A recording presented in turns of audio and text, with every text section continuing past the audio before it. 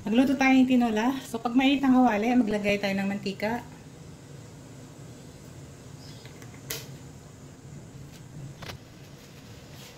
Unahin natin ng luya.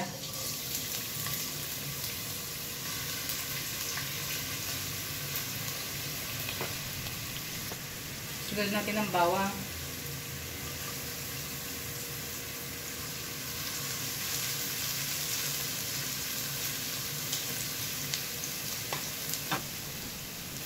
Sibuyas.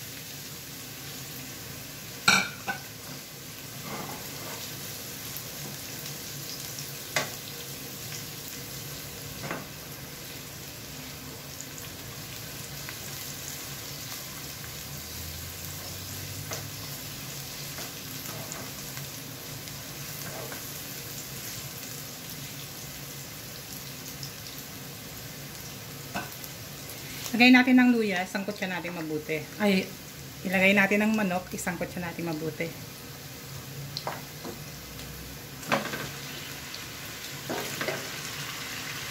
Mahigit 1 kilo to guys. Ang buo.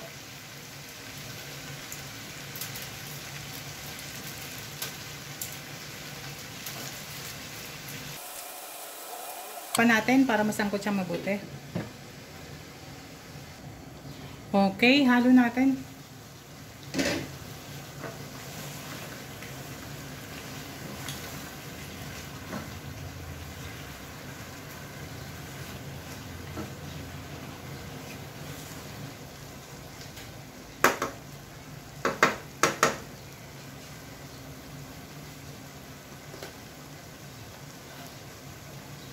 Maglagay tayo ng kaunting asin.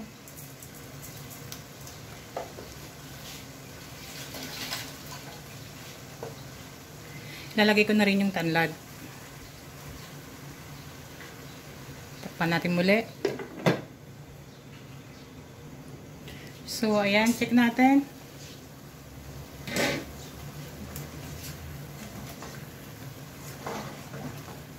Okay na, no? Nasangkot siya na natin mabuti yung ating chicken. Ayan. Halos luto na nga. Ganyan ako magluto ng tinola. So, ilalagay ko na yung sayote.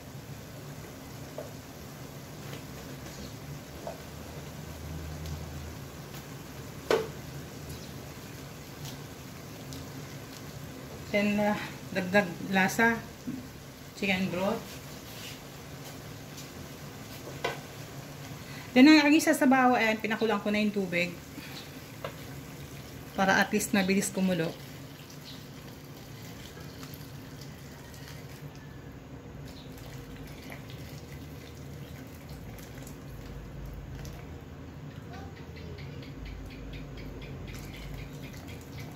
Ayan, pwede yan. Dami, no?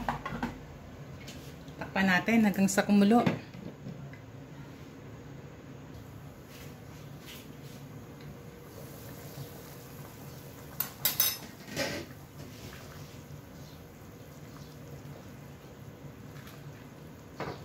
Ito, habang naantay natin maluto yung tinula, sinalang ko na rin yung sinaing. Tikman natin yung lasa.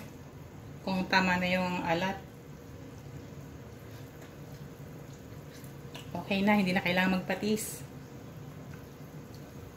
Lagay natin yung siling green. Takpan uli natin mga 3 minuto. Okay, check natin.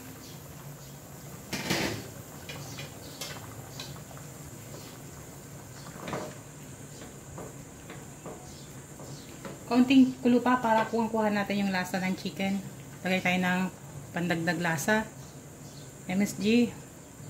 Sa mga hindi nagbe-bechin, okay lang. Daanin nyo na lang sa patis. Oh my God, natapon. Sarap.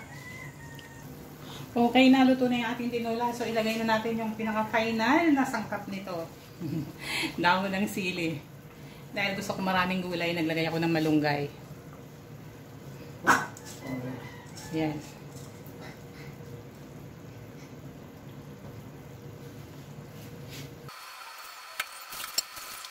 Okay, so ihalo lang natin, no?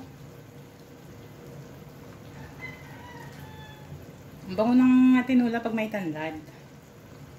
Tapos marami pang luya. So wala ka talagang malalasahang lansa dyan.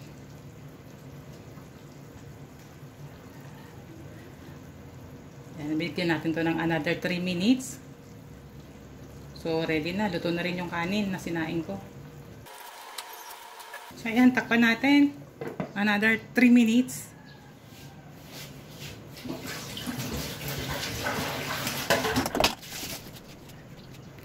Okay na to, patayin ko na. Yan, ready to eat na. So guys, itong ating tinola.